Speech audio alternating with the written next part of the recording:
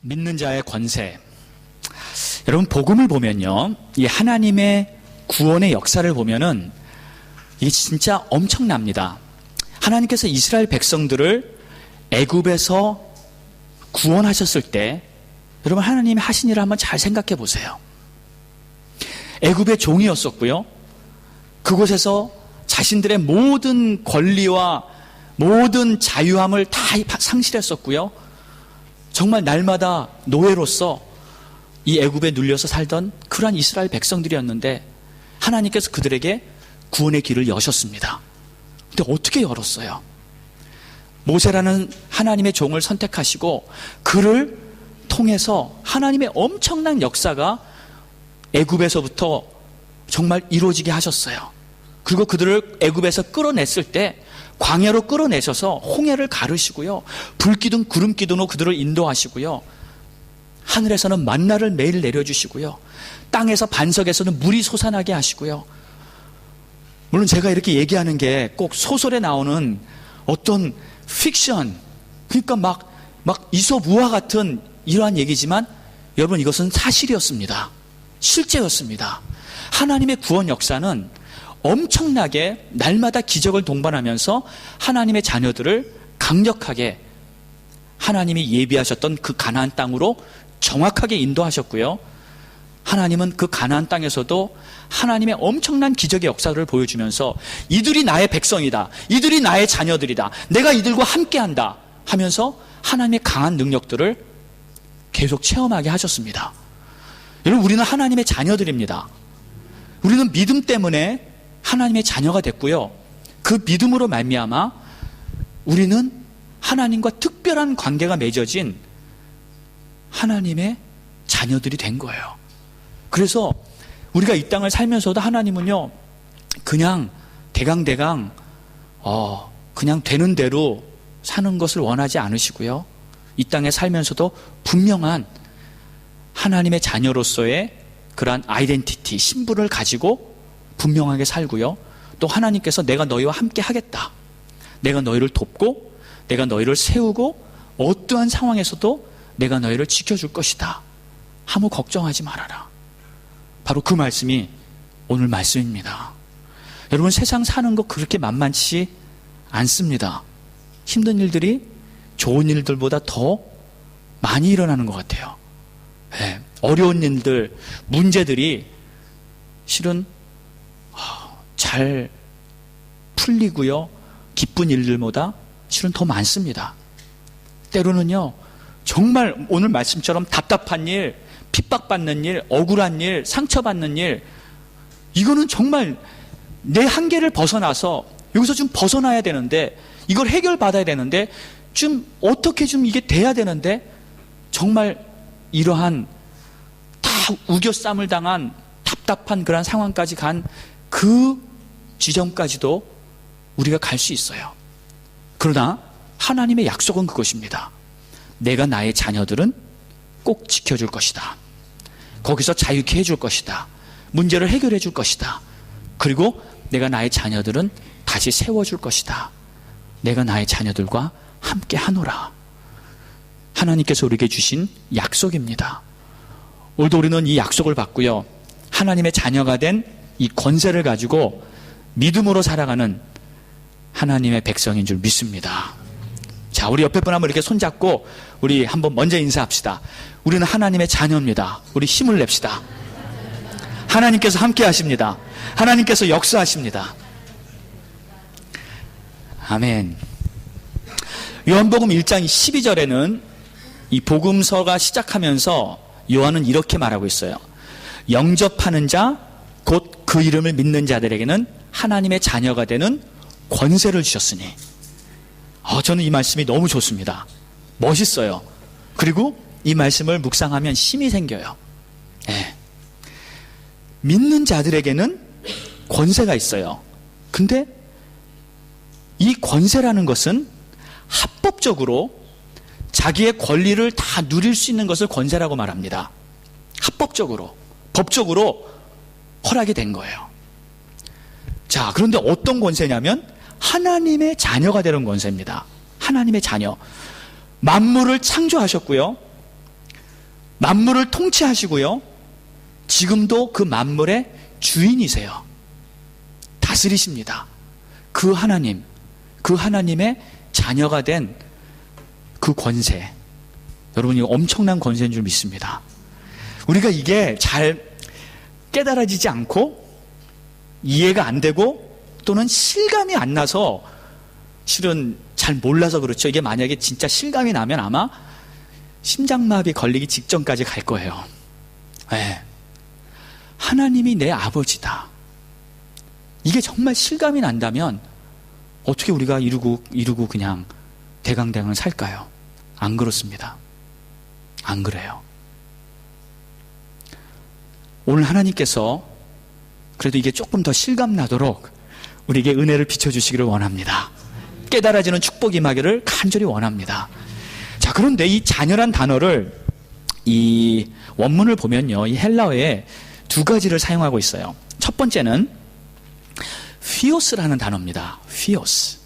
그리고 두 번째는 테크논이라는 단어를 사용하고 두 가지를 사용하는데, 이 피오스는 어떤 자녀냐면 상속자로서의 자녀예요. 그러니까 후계자, 상속자. 그래서 아버지의 모든 권리 또는 유산 또는 그 가문의 모든 그 축복들을 받을 그러한 자격을 가진 거예요. 근데 이 상속자는 실은 양자도 상속자가 될 수 있습니다. 양자도 상속자가 될 수 있어요. 그래서 아버지의 유업을 물려받을 자, 그 자를 이제 휘오스라고 합니다. 근데 두 번째 이 테크노는 출생자로서의 자녀를 말해요. 그러니까 낳은 거예요.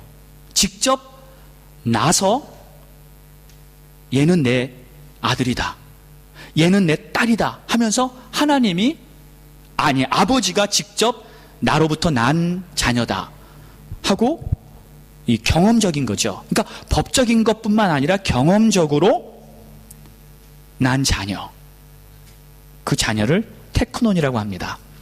자, 그런데 이 요한복음에 쓰여진 자녀가 어떤 단어를 사용했을까요? 두 번째 단어인 테크논을 사용했어요.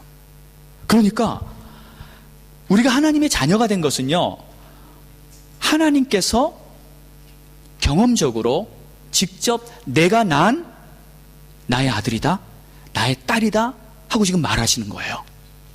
어떻게 이것이 가능합니까?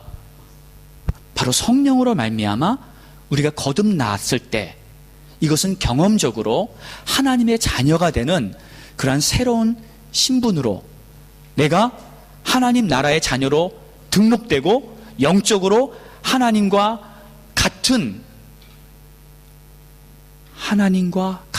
과, 하나님과 같은 속성, 하나님과 같은 성격, 이런 모든 것을 내가 합법적으로 받는 그러한 아주 영적인 차원의 엄청난 변화가 한 번에 일어나 버리게 되는 거예요. 아멘입니까? 자, 그래서 누구든지 그리스도 예수 안에 있으면 새로운 피조물이라 하는 그 말씀을 하셨을 때, 이것은요 그냥 어떠한 이론적으로 그냥 새롭게 됐다 하는 게 아니라 내 본질이 바뀌어버렸다는 거예요. 본질상 진노의 자녀였던, 본질상 세상의 마귀 악한 영들의 자녀로서 살았던 그러한 우리가 예수 그리스도의 보혈로 죄 씻김을 받고 성령으로 말미암아 거듭났을 때 우리의 본질이 완전히 바뀌어서 하나님의 자녀가 된 줄로 믿습니다. 우리는 테크논이에요. 완전히 하나님으로부터 나음을 받은 새로운 자녀가 된 것입니다. 할렐루야. 이것이 영적으로 가능한 거예요. 그래서 이 하나님의 자녀가 됐다는 이 권세는요, 이건 엄청난 거예요. 그래서 우리가 기도하면 하나님께 응답을 당연히 받습니다. 아멘이죠? 네. 자녀가 떡을 달라는데 돌을 주고 생선을 달라는데 뱀을 줄 자가 있겠느냐? 악한 너희들도 좋은 것으로 줄 줄 알거든. 하물며 하나님이, 좋으신 하나님이, 우리가 기도하면서 우리가 하나님 앞에 구할 때마다 하나님 우리에게 좋은 것으로 반드시 응답하십니다. 그리고 응답받을 수 있는 자격과 권리를 우리는 받게 된 줄을 믿습니다. 이것이 하나님의 자녀된 권세예요. 그래서 우리는 이 권세를 가지고 오늘도 살아갈 것입니다. 내일도 그렇게 살 것이고요. 우리에게 가장 필요한 것은 내가 하나님의 자녀라는 이 확실한 믿음으로 내 마음속이 정말 이 흥분과 감격과 열정과 기쁨과 감사로 사는 그 삶이 축복된 하나님의 자녀의 삶인 줄 믿습니다. 자, 그런데 이것을 이제 어떻게 하나님께서 하셨는지 오늘 본문이 잘 설명을 하고 있는데 1절을 보면요, 이렇게 말씀하고 있습니다. 우리가 이 직분을 받아 긍휼하심을 입은 대로 낙심하지 아니하고. 실은 오늘 본문 말씀이요, 이렇게 좀 어려워요. 이렇게 그래서 탁 읽으면 무슨 말인지 쉽게 이해가 잘 안 갑니다. 그런데 영어 성경을 보면 조금 더 해석이 쉽게 되어 있는 편이고요. 그래서 제가 조금 이것을 이렇게 풀어드리도록 좀 쉽게 설명을 해드리도록 노력해 보겠습니다. 자, 여기 보면요, 첫 번째 하나님께서 뭘 하셨냐면 각자에게 직분을 주셨다는 거예요. 직분. 이 직분은 다른 말로 쉽게 표현하면 그냥 사명이에요. 주의 일입니다. 그래서 하나님의 모든 자녀들은 사명이 있어요. 사명. 이것은 꼭 목사나 선교사나 장로나 교회에 큰 직분을 받았다는 자를 의미하는 것이 아니고 모든 하나님의 자녀들입니다. 우리가 보기에는 크고 작은 일이라고 구별할 수 있을지 모르지만 하나님 앞에서는 여러분 크고 작은 일이 없습니다. 아멘. 하나님 앞에서는요, 선교사의 사역이나 정말 이 교회의 서리 집사님의 사역이나 심지어는 아무 타이틀이 없지만 그래도 빛도 없이 이름도 없이 조용히 교회에서 아무도 모르게 뒷일을 하고 있는 그 사람이나 하나님 보시기에는요, 사역은 다 똑같아요. 부르심이 다를 뿐이죠. 자, 그런데 중요한 것은 보세요. 이 사명, 이 사역, 이 직분이 중요한 것인데 우리가 지난 2장에서 하나님이 우리에게 그리스도의 향기가 되는 삶을 살라고 하셨어요. 여러분, 이것이 바로 사역이에요. 네. 일 자체가 사역이 아니라 그 일을 통해서 무엇이 나타나고 있는가가 사역인 줄 믿습니다. 내가 주님의 일을 하면서 그리스도의 향기가 나타나고 있는 것이 주님의 사역을 하고 있는 거예요. 네. 아무리 거창한 타이틀을 가져도요, 거기에 예수의 향기가 없다면 그것은 어떻게 보면은 인간의 정말 냄새밖에 나지 않는 그런 모습일 수도 있어요. 내가 하는 작은 일, 그곳에서 우리 그리스도의 향기가 날 때 그 사역은 정말 아름답게 하나님의 나라를 이루는데 쓰임받게 될 줄 믿습니다. 또 3장에서는 사도 바울이 뭐라고 표현했냐면 너희는 그리스도의 편지다. 그렇죠? 이 편지도 마찬가지예요. 하나님이 내 마음속에 하나님께서 사랑의 편지를 써주셨어요. 내 심령에 하나님이 직접 써주셨다 그랬어요. 성령으로 말미암아 내가 너를 구원하였다. 너는 나의 자녀다. 내가 너와 함께하노라. 그 말씀을 써주셨어요. 그리고 그 말씀에 감격하고 감사해서 세상에 나가서도요, 우리는 그 편지를 계속 읽고 다니는 거예요. 네. 사람들한테 그 편지를 계속 공개해 주는 거예요. 그것이 바로 주님의 사역인 줄 믿습니다. 자, 그리고 나서 오늘 그 직분에 대해 조금 구체적으로 설명을 하고 있는데, 자, 그 사명을 우리에게 주셨는데 이렇게 주셨다는 거예요. 우리가 이 직분을 받아 긍휼하심을 입은 대로 낙심하지 아니하고, 이렇게 설명을 하고 이렇게 번역이 되어 있는데 실은 이런 뜻입니다. 우리가 하나님의 긍휼하심을 입어서 직분을 받게 되었습니다 라는 뜻이에요. 이게 하나님의 긍휼하심을 입어서 직분을 받았다. 그러니까 내가 직분을 받은 것은 바로 하나님의 은혜입니다. 하나님의 긍휼이었어요. 하나님의 자비와 사랑이었어요. 자, 그래서 원래 직분도요, 여러분 자격이 돼서 받는 것이 원래는 아니에요. 예. 원래는 아니에요. 예수님이 제자를 부르셨을 때 어떻게 부르셨어요? 예수님이 시험 쳐가지고 다 한 명씩 불렀습니까? 아니에요. 자, 그래도 이제 내 제자가 되려면은 이 정도는 돼야 돼 하면서 믿음 테스트 하고요, 성격 테스트 하고요, 자 가서 학교 성적 다 띄워와봐, 어느 정도는 돼야지 하면서 그 조건과 자격과 또 성실해야 돼,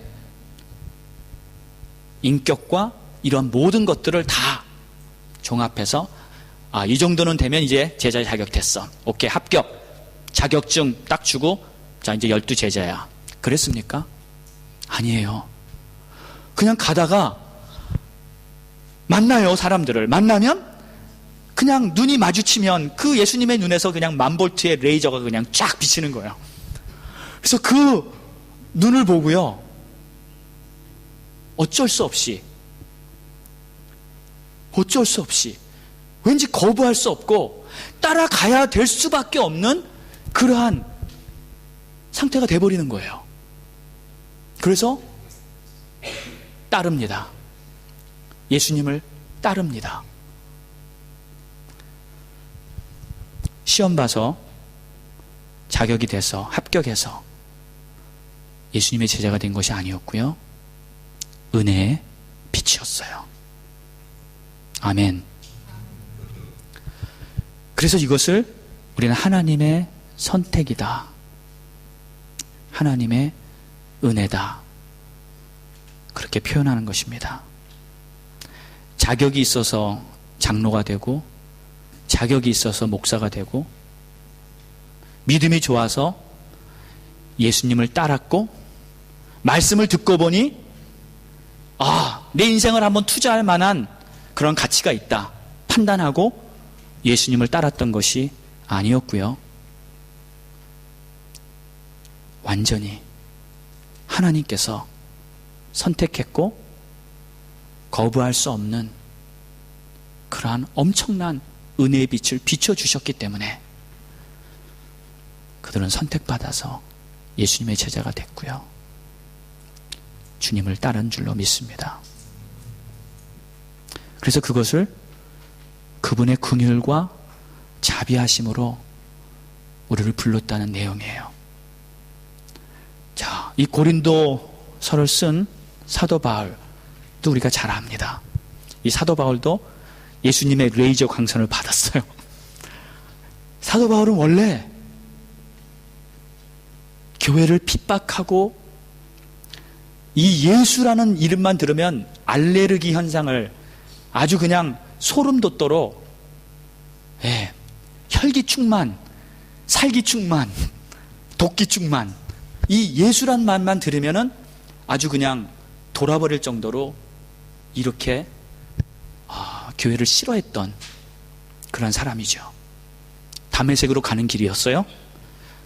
그날도 교회를 핍박하고 교회라면 다 없애버리려고 그 길에서 그는 예수님을 만납니다. 갑자기 예수님이 공중 출현하셔서 이 사도 바울에게 빛을 그냥 쫙 비치시잖아요. 어느 정도 강렬하게 비쳤냐면 눈이 멀 정도로 비쳤죠. 그 순간부터, 그 날부터 사도 바울은 완전히 변합니다. 그 은혜의 빛을 받고 나서 그는 새 사람이 되는 것입니다. 그래서 오늘도 6절 말씀에 보면은 그 말씀의 뜻이 이해가 가요. 보세요. 어두운 데에 빛이 빛이라 말씀하셨던 그 하나님께서 빛을 창조하셨던 그 하나님께서, 만물을 창조하셨던 그 하나님께서 예수 그리스도의 얼굴에 있는 하나님의 영광의 빛을 우리 마음에 비추셨다는 거예요.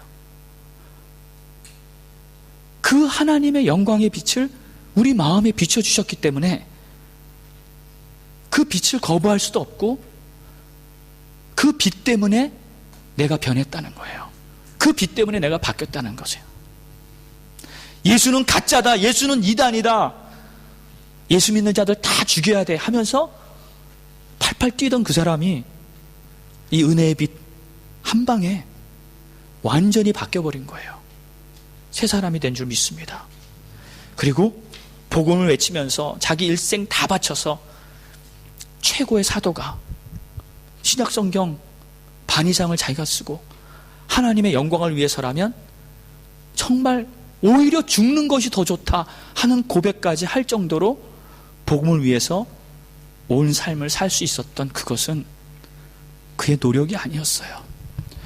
자신의 열심, 자신의 경험, 자신의 믿음 아니었어요. 그것은 절대적으로 하나님의 은혜였습니다. 자, 그래서 우리가 은혜의 빛을 받으면 우리의 삶이 변하게 됩니다. 새로운 피조물, 새롭게 변하는 것, 이것은 아무리 발버둥 치고요, 아무리 노력해도 우리 힘으로는 안 됩니다. 영적인 변화는 오직 성령께서 만들어 주십니다. 성령님을 인정하고 그분을 내가 받아서 내 마음에 모시고 성령의 다스림으로 살겠습니다 하는 분명한 결단과 순종이 있을 때 우리의 삶은 변하고 계속 변하게 될 줄 믿습니다. 그래서 바울은 완전히 180도 바뀌었고요. 정말 복음을 위해서 산다는 것을 둘째라면, 2등이라면 서러워할 정도로 전력 질주를 하면서 주를 위해 살았던 사람이죠. 이것은 다 은혜였어요. 자, 그래서 이 은혜의 빛을 받으면 우리의 삶이 변화되는데 2절을 보면 그 내용이 이렇게 설명이 되고 있습니다. 이에 숨은 부끄러움의 일을 버리고 속임으로 행하지 아니하며 하나님의 말씀을 혼잡하게 하지 아니하고 오직 진리를 나타내므로 하나님 앞에서 각 사람의 양심에 대하여 스스로 추천하노라. 아멘. 이 말씀도 제가 아무리 읽어도 무슨 말인지 잘 모르겠더라고요. 근데 이렇게 나눠보니까, 분석해보니까 쉽게 이렇게 설명할 수가 있을 것 같아요. 이게 변화됐다는 뜻입니다. 자기가 변화됐다는 뜻인데, 첫 번째는 부끄러운 일들을 버렸고 속이고 행하던 그러한 일들을 이제 버렸다는 거예요. 아멘. 예전에는 우리가 살다 보면요, 세상에서 살다 보면은 실은 하나님 보시기에 부끄럽고 또 사람들을 알게 모르게 속이면서 살 수밖에 없는 그러한 인생이지 않습니까? 하나님을 알기 전에는 정말 우리 안에 거짓이 얼마나 많습니까? 그런 것을 다 버렸다. 왜요? 하나님 때문에. 하나님 때문에. 그리고 하나님의 말씀을 혼잡하게 하지 않는다. 이 말은 하나님의 말씀을 이렇게 순수하게 그대로 받아들인다는 거예요. 순수하게. 그리고 이제 각 사람의 양심에 선포된 하나님의 말씀으로 말미암아 진리를 나타내는 삶으로 변했다는 뜻입니다. 다시 설명합니다. 하나님의 말씀이 우리의 양심에 이렇게 선포됐어요. 우리에게 하나님이 말씀하셨어요. 그래서 그 말씀으로 말미암아 내 삶에 진리가 나타나는 그런 삶이 된다. 그리스도의 편지와 똑같은 말을 좀 이렇게 어렵게 표현한 것입니다. 자, 그래서 우리 성도의 삶은요, 결국은 뭐가 결론이냐면 목적이 바뀐 거예요. 삶의 목적이. 아멘입니까? 삶의 목적이 바뀐 거예요. 실은 예전에는 내 생각대로 살고요, 내 인생의 목적이 있었고요, 그냥 나 성공하는 거, 나 잘 되는 거, 그냥 나 돈 버는 거, 나 행복한 거, 그게 전부 아니었습니까? 그것 때문에 살지 않았습니까? 그런데 하나님을 알고 보니까, 하나님을 만나고 나니까 이제 그거는 다 사라져요. 그건 다 사라집니다. 그리고 이제 하나님의 영광을 위해서 살아봐야 되겠다. 더 높은 가치가 생긴 거예요. 그리고 나밖에 몰랐던 이기적인 삶에서 이제는 남을 위해서 살아봐야 되겠다. 남을 위해서, 이웃을 위해서, 이웃을 사랑하며 살아야겠다. 이렇게 삶의 목적이 바뀌었습니다. 이것이 성도의 삶의 변화인 줄 믿습니다. 여러분 변화되셨습니까? 아멘. 네. 분명하게 아멘 할 수 있어야 합니다. 네. 만족은 안 되지만 일단 하나님 안에서 나를 변화시키는 우리 주님이 계시기 때문에 그분 바라보고 뜻은 정하지 않았습니까? 아멘? 뜻을 정했어요. 목표를 잡았어요. 아직 부족하지만 그것이 내 인생의 목적이라는 것을 우리는 분명히 알고 그것을 향해 달려가야 될 줄 믿습니다. 자, 그래서 그 내용을 사도 바울은 또 5절에 이렇게 고백하고 있어요. 우리는 우리를 전파하는 것이 아니라 오직 그리스도 예수의 주 되신 것과 또 예수를 위하여 우리가 너희의 종된 것을 전파함이라. 자, 이 말씀이 그 뜻이에요. 이제는 오직 예수, 내가 하고 싶은 말은 오직 예수라는 거예요. 나를 전파하고 나에 대한 말을 하고 다른 얘기 이제 거론할 것이 없다. 이제 내가 하고 싶은 말은 오직 예수. 예수는 그리스도, 예수는 주, 그분이 우리의 구원자시고 그분만 있으면 된다.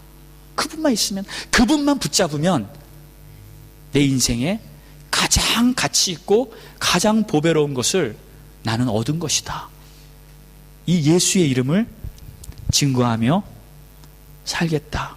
그리고요, 또는 두 번째는 나는 너희의 종이 되어주겠다. 그동안은 내가 높아지려고 나만 생각하면서 나를 섬기는, 내가 왕이고요, 내가 주고요, 나를 위한 삶을 살았는데 이제는 예수님처럼 겸손하게 당신을 섬기는 사람이 되겠습니다. 이렇게 변화된 것입니다. 이것이 바로 은혜로 말미암은 변화인 줄 믿습니다. 여러분, 남을 섬기며 사시길 원하십니까? 아멘. 우리 한번 그럼 한번 말로 한번 우리 선포해 봅시다. 우리 옆에 분에게 다시 한번, 나는 이제 당신을 섬기며 살겠습니다. 당신의 종이 되겠습니다. 아멘. 자, 이제 세 번째, 이렇게 변화된 후에는, 변화되면서 하나님이 또 주시는 엄청난 축복이 있는데, 이것은 세상의 어려움을 능히 이기는 능력을 얻게 되는 것입니다. 능력이에요. 하나님의 나라는 말에 있지 않고 오직 능력에 있습니다. 이 능력은 실제예요. 힘이에요. 파워예요. 이 능력을 통해서 정말 엄청난 일들을 감당해낼 수 있는 그러한 사람으로 나의 존재가 바뀌는 거예요. 근데 이렇게 표현하고 있습니다. 8절을 보니까요, 우리가 사방으로 우겨쌈을 당하여도 쌓이지 않고, 박해를 당하여도 버림받지 않고, 거꾸로 뜨림을 당하여도 망하지 않는다. 왜? 사방으로 다 우겨쌈을 당했어요. 그러니까 온갖 괴롭힘, 막 스트레스, 막 압박이 옵니다. 그리고 막 핍박을 받아요. 박해를 받아요. 공격을 받고 막 억울한 일을 당하고요, 아주 처참한 상황까지 가게 됐어요. 그러나 우리는 거기서 실패하지 않습니다. 왜요? 주님이 다시 나를 일으킬 줄 믿습니다. 넘어지고 자빠지고 아무리 큰 고난이 와도요, 우리는 쓰러져서 끝나지 않고 다시 일어날 줄 믿습니다. 이게 하나님의 자녀들에게 하나님이 주시는 약속이에요. 이 약속을 붙드시기 바랍니다. 자, 부활하신 주님이 나에게 이 부활의 능력을 주시는 거예요. 가장 큰 고난은, 가장 큰 문제와 아픔은 바로 죽음이잖아요. 그래서 예수님은 그 죽음, 사망 권세를 깨고 부활하셨어요. 그리고 그 엄청난 능력을 우리에게 주시는 거예요. 그래서 우리의 삶 속에서도요, 현실에서 우리에게 닥치는 여러 가지 어려움과 고난이 있을지라도 우리 주님은 말씀하시는 거예요. 두려워하지 말라. 내가 너와 함께하고 내가 너를 지켜주고 내가 너를 일으켜 줄 것이다. 그래서 오늘 7절 말씀에도 우리가 이 보배를 질그릇에 가졌으니 이는 심히 큰 능력은 하나님께 있고 우리에게 있지 아니함을 알게 하려 함이라. 그러니까 내가 스스로 어떻게 좀 해보려고 몸부림 쳐봐도요, 여러분 안 됩니다. 여러분 절대 스스로 승리할 수 없습니다. 세상을 이길 능력은 여러분 가지고 있지 않습니다. 네. 이 능력은 오직 우리 주님께로부터만 받을 수가 있는 것이에요.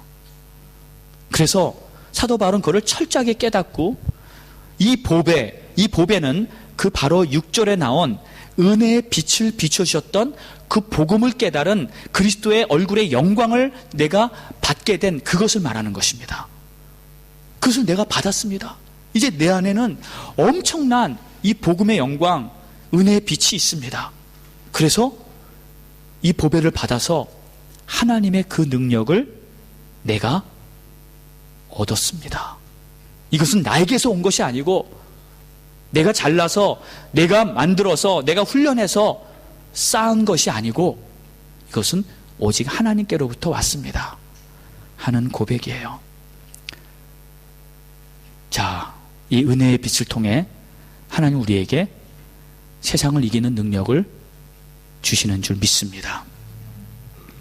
자, 그럼 이제 마지막 적용 부분입니다. 그럼 어떻게 우리가 이러한 권세, 이러한 능력들을 정말 온전하게 내가 체험하며 살 수 있을까?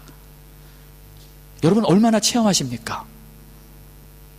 여러분 하나님의 이 약속의 말씀들을 분명히 우리에게 주셨는데 얼마만큼 여러분은 경험해 보셨어요?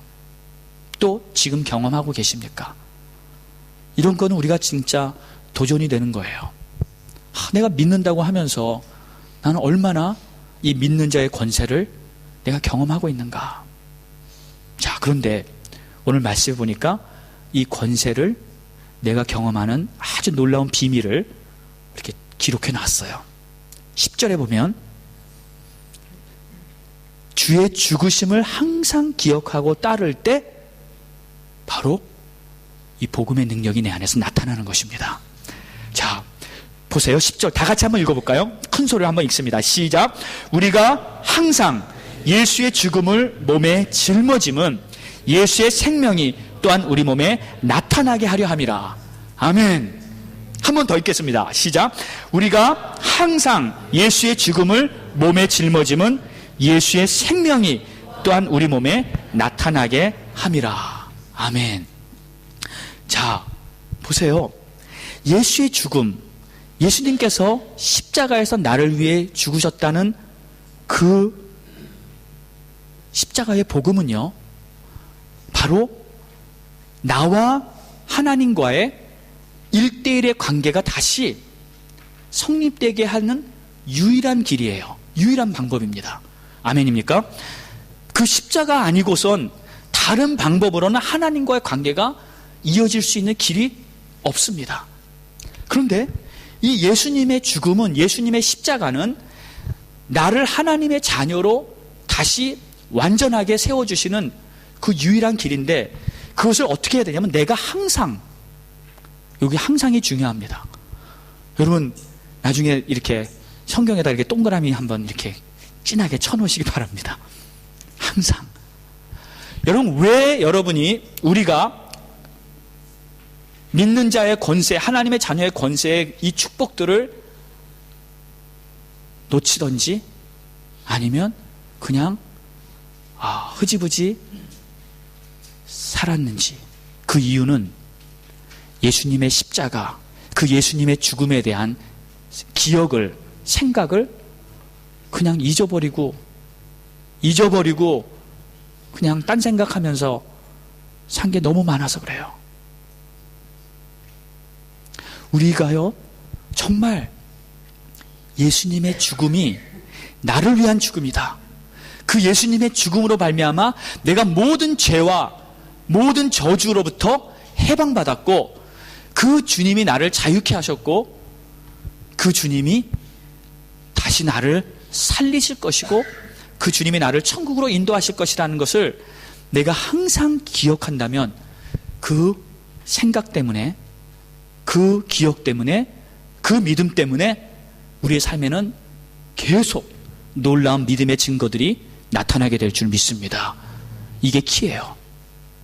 내가 지금 무슨 생각을 하며 살고 있는가? 믿음의 생각을 하는가? 아니면 세상적인 생각으로 꽉 차 있는가? 불평과 불만과 의심과 염려로 내 머릿속이 계속 복잡한가? 아니면 주님이 나를 위해 돌아가셨는데 그 주님의 뜨거운 사랑과 그 십자가 부활의 능력이 나와 함께 하는데 내가 누구를 두려워하리요? 내가 누구를 무서워하리요? 내 가는 모든 길마다 우리 주님이 함께 하시는데 할렐루야, 나는 찬양하며 기뻐하며 나는 능력으로 살리라. 오늘도 나와 함께 하시는 주님을 나는 찬양합니다 하면서 우리는 날마다 믿음의 행진을 할 수 있을 줄 믿습니다. 여러분 기억하세요. 제가 이렇게 권면하고 싶어요. 24시간 계속 생각할 수는 없잖아요. 네. 그래서 하루에요 딱 5번만 한번 진지하게, 너무 작나? 5번만 진지하게 예수님의 십자가를 마음속에 묵상해 보세요. 단 1분이라도요. 아침에 일어나서요, 첫 시간 일어나자마자 여러분 마음속에 뭐 생각하십니까? 오늘 뭐 먹을까 아침? 그런 거 생각하기 전에요, 일어나자마자 예수님의 십자가, 나를 위해 우리 주님이 죽으셨고 나의 모든 죄를 우리 주님이 다 씻어주셨네, 오늘도 나는 자유하네, 오늘도 나는 구원받았네 하면서 첫 시간에 나의 생각을 십자가와 함께 시작한다면 여러분의 삶은 놀랍게 변화될 줄 믿습니다. 그리고 아침 먹을 때, 식사 기도할 때 다시 한번 생각하시고, 점심 먹을 때 한번 생각하시고, 저녁에 한번 생각하시고, 밤에 자기 전에 한번 더 생각하세요. 아멘. 자기 전에도요, 오늘 하루를 또 주님께서 은혜로 나를 이끌어 주셨고 주님의 사랑으로 나를 붙잡아 주셨고, 오늘도 내가 주님 때문에 평안히 두 발 벗고 잘 자게 될 줄 믿습니다. 감사합니다 주님. 십자가의 사랑, 이 은혜 어떻게 내가 다 갚을 수 있겠습니까? 주님 감사합니다 하면서 마지막 기도하고 주무시면 아마 단잠 잘 줄 믿습니다. 예. 자, 항상 예수의 죽으심을 기억하고요, 그리고 몸에 짊어진다는 것은요, 그것을 생각하며 십자가를 지고 주님을 따르는 삶을 사는 거예요.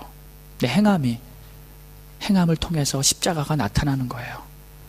이렇게 할 때 우리의 삶에는요, 넘치는 하나님의 축복과 권세와 열매들로 가득 차게 될 줄 믿습니다.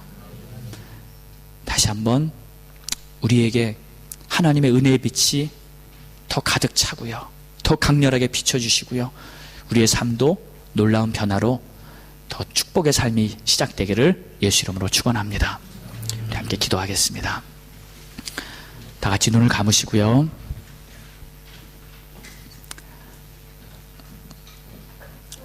이 시간 먼저 우리 주님 앞에 감사합시다. 하나님, 내가 자격이 된 게 아니었는데, 하나님, 내가 모든 조건을 다 갖춘 것도 아니었는데, 내가 하나님을 믿겠다고 정말 내가 스스로 하나님을 선택한 것도 아니었는데, 어떻게 하나님께서 먼저 나를 찾아오셨고 나에게 은혜의 빛을 비춰주셔서 내가 하나님의 자녀가 되었고, 그렇게 하나님의 복음의 이 진리, 엄청난 이 진리를 깨달을 수 있게 됐다는 거, 하나님의 은혜입니다. 하나님 감사합니다. 또 세상을 살면서도 우리가 망하지 않고 쌓이지 않고 거꾸로 트림 넘어짐 어떠한 어려움 속에서도 다시 우리를 일으켜 세워주시겠다는 그 주님의 약속을 감사합니다. 주님, 평생 하나님께 감사하며 나를 위해 죽어주신 주님의 십자가에 감사하며 잊지 않고 꼭 기억하며 살 수 있도록 주님 인도해 주세요. 이런 마음 가지고 우리 간절한 마음으로 우리 통성으로 기도하겠습니다. 할렐루야. 하나님, 이 시간 주님의 은혜에 감사드립니다. 하나님